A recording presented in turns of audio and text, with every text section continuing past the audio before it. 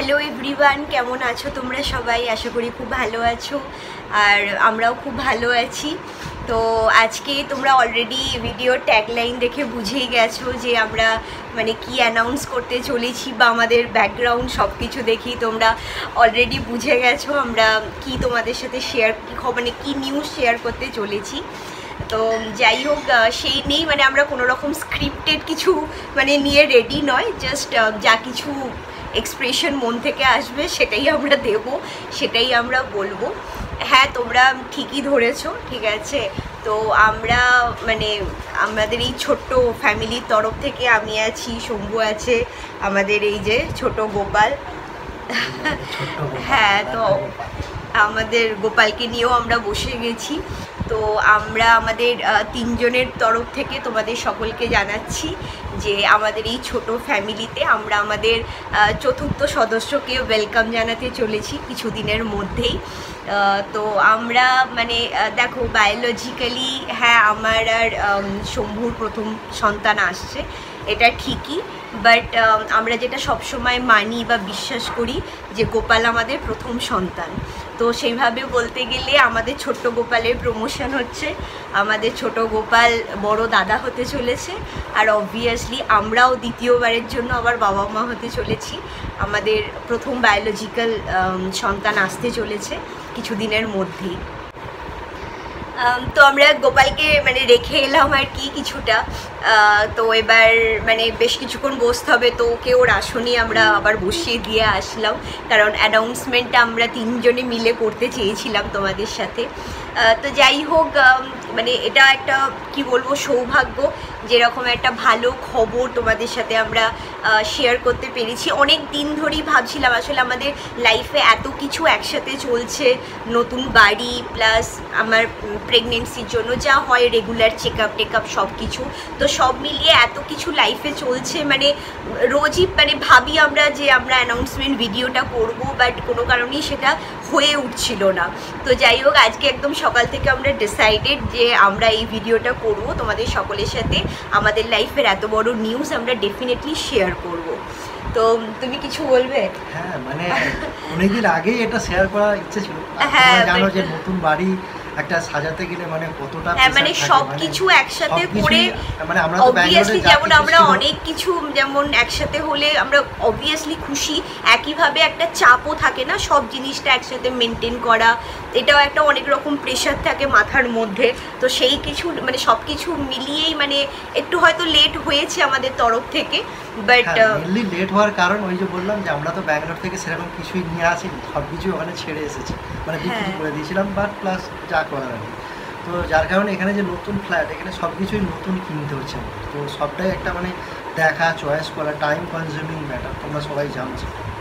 তো সেই কারণে এই ভিডিওটা অনেক দিন ধরেই আমরা প্ল্যান করছি যে তোমাদের সঙ্গে শেয়ার করবো। অ্যান্ড থ্যাঙ্কস টু গড যে আমাদের মধ্যে এরকম একটা ভালো খবর এসেছে। তোমাদের সকলের ভালোবাসা আশীর্বাদ মাথায় নিয়ে তোমার পাশে থাকো, আর কি বলবো। আমার মানে একদম ইনিশিয়াল সময়টার কথা যখন আমরা মানে জানতে পারি, সেই সময়টার কথা খুব মনে পড়ছে, তোমাদের সাথেও শেয়ার করতে চাইছি। তো ইনিশিয়াল 2 মান্থস, প্রথম 2 মাস আমি কিছুই বুঝতে পারিনি, কারণ আমার কোনো রকম সেভাবে সিমটম বা কমপ্লিকেশন কিছুই ছিল না। তো দুটো ইনসিডেন্ট যেটার কারণে মানে আমাদের মাথায় ক্লিক, বা স্পেশালি ওর মাথায় ক্লিক করেছে ব্যাপারটা, সেটা হচ্ছে মানে আমি স্পেশালি মাটন খেতে খুব ভালোবাসি।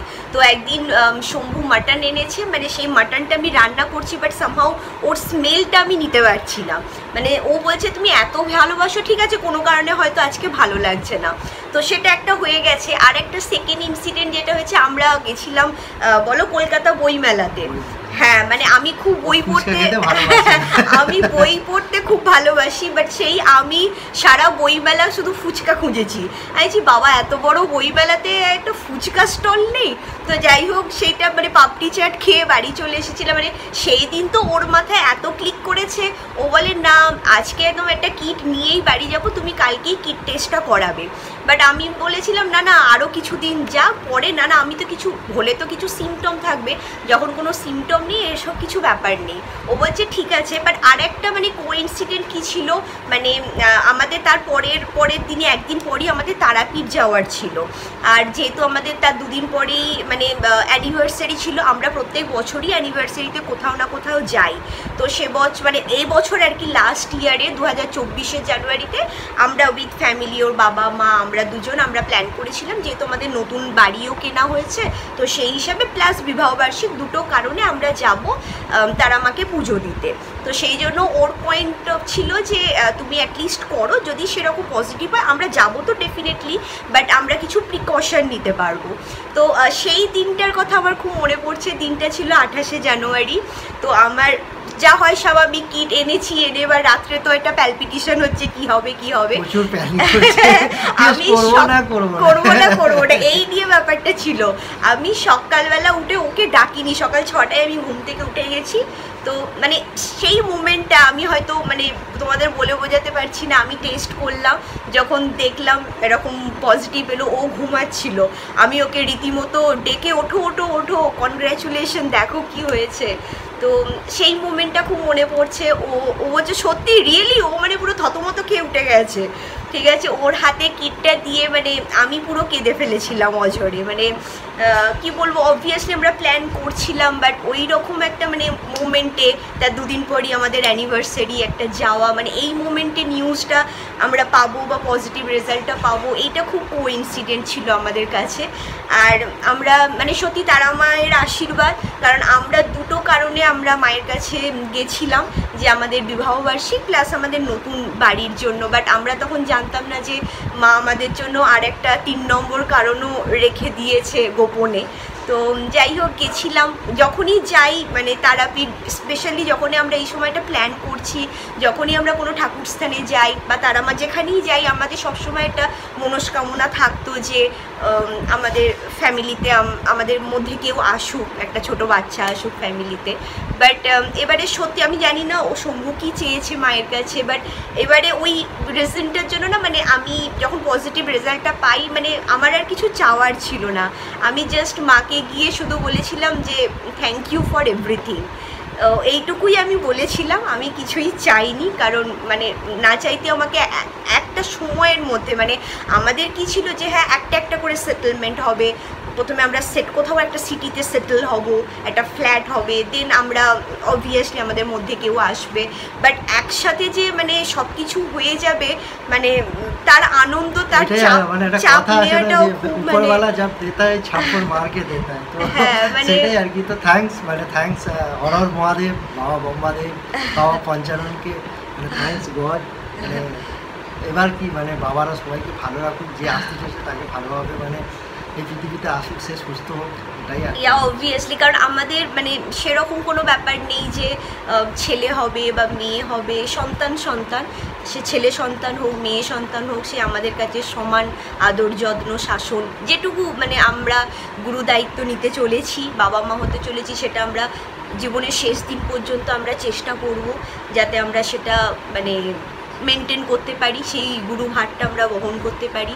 তোমাদের সকলের কাছে আর্জি তোমরা আমাদের আশীর্বাদ করো, ভালোবাসা দিও, যাতে একটা সুস্থ সন্তান পৃথিবীতে আসে, তাকে আমরা ওয়েলকাম করতে পারি আমাদের মতো করে, আমাদের যেটুকু মানে যতটুকু সাধ্য আমরা সাধ্যের মধ্যে থেকে যেন তাকে অন্তত সুশিক্ষা দিতে পারি, তাকে যেন ভালো মানুষ করে যেতে পারি। তো এটাই ঈশ্বরের কাছেও প্রার্থনা, তোমাদের কাছেও আর্জি, তোমরা আশীর্বাদ করো, ভালোবাসা দিও, জার্নিতে আমাদের সাথে থেকো। তো খুব ভালো লাগছে মানে একসাথে এত ভালো খবর তোমাদেরকে দিতে পারছি, মানে আমাদের কাছে ওটা আনএক্সপেক্টেড। বাট কি বলবো মানে আমাদের এই ভালো সময়টার না আমি সবসময় ভাবি আমার ছোট গোপাল তার কাণ্ডারি, কারণ আমরা জাস্ট 1 বছর আগে গোপালকে পেয়েছি আমাদের জীবনে। তো আমরা তাকে সন্তান হিসেবে নিয়েছি, মানে আমাদের বরণ করেছি আমাদের ফ্যামিলিতে। মানে ও এসে থেকে না মানে কি বলবো মানে ও এসে প্রথমেই অ্যানালিসিস করেছে যে হ্যাঁ বাবা মার জীবনে কী কী প্রয়োজন, কারণ সবটাই আমাদের আনএক্সপেক্টেড ছিল। ও এসেছে লাস্ট বছর জুনে, দেন আমরা হঠাৎ সার্টেন প্ল্যান করলাম যে কোথাও একটা আমাদের সেটেল করতে হবে। তো আমরা কলকাতায় এলাম পুজোর আগে, তার ঠিক 2 মাস পরেই আমি কনসিভ করলাম। তো সব কিছু নিয়েই মানে চলছে, সব কিছুই ভালোভাবে চলছে। তো যাই হোক, আমার তরফ থেকে আমি আমার জীবনে কিছু মানুষকে ধন্যবাদ জানাতে চাই, নাহলে আমার মনে হয় না যে এই ভিডিওটা কমপ্লিট হবে।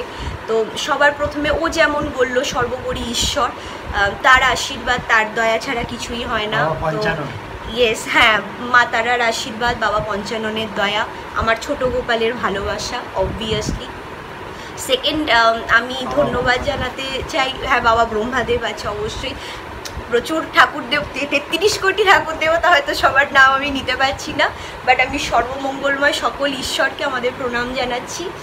আর দ্বিতীয় হচ্ছে আমার বাবা মাকে আমি ধন্যবাদ জানাতে চাই, কারণ যখন আমরা না মানে যেহেতু আমরা অনেক দিন আমাদের বিয়ে হয়েছে, তো সব প্রশ্নবাণে আমরা খুব জর্জরিত ছিলাম, এখনও কেন প্ল্যান করছি না, এখনও কেন আমাদের মধ্যে মানে আমরা এটা নিয়ে ভাবছি না বা কিছু।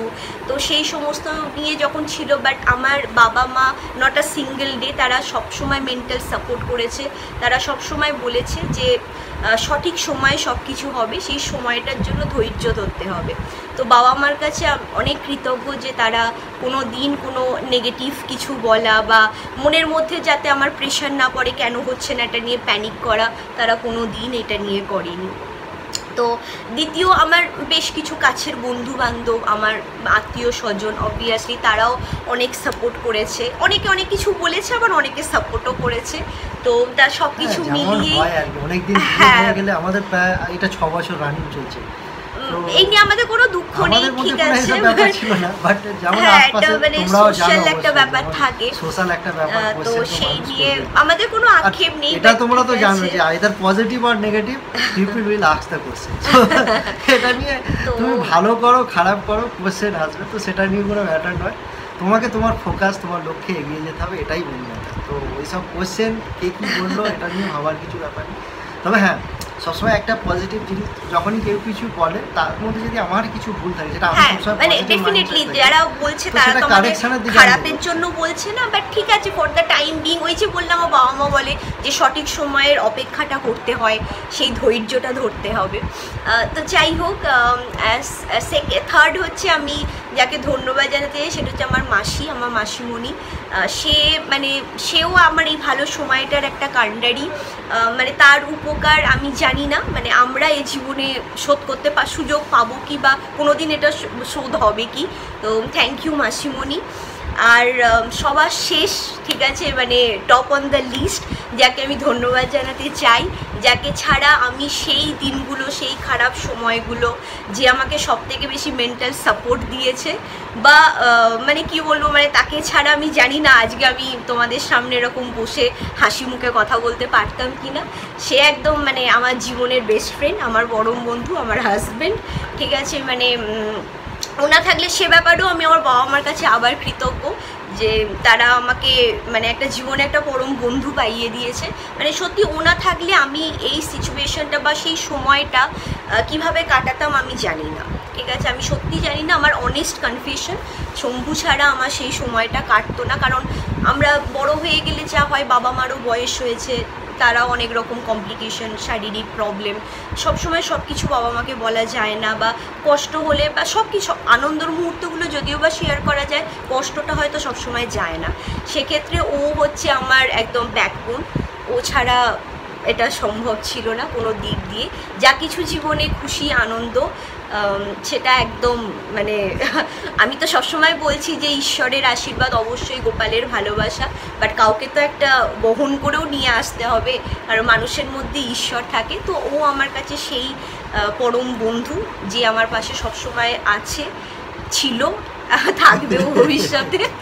তো সেটাই, মানে ওকে না ধন্যবাদ জানালে কোনোভাবেই এটা কমপ্লিট হবে না। কারণ দেখো, আমাদের এই জার্নিতে অবভিয়াসলি বেবি আমি ক্যারি করছি, বাট ও আমাদের দুজনকে সবসময় ওর মাথার মধ্যে ক্যারি করছে। এখন এমন একটা সিচুয়েশন, চারিদিক দিয়ে আমাদের নতুন ফ্ল্যাটের ডেকোরেশন বলো, বা আমার রেগুলার চেক আপ বা সব কিছু আমি ছোটাছুটি করতে পারছি না, কিছুই করতে পারছি না, বাট ওর ওপর পুরোটাই প্রেশার। ও যতই হাসি মুখে থাকুক, অবভিয়াসলি ওর কিছু একটা প্রেশার না।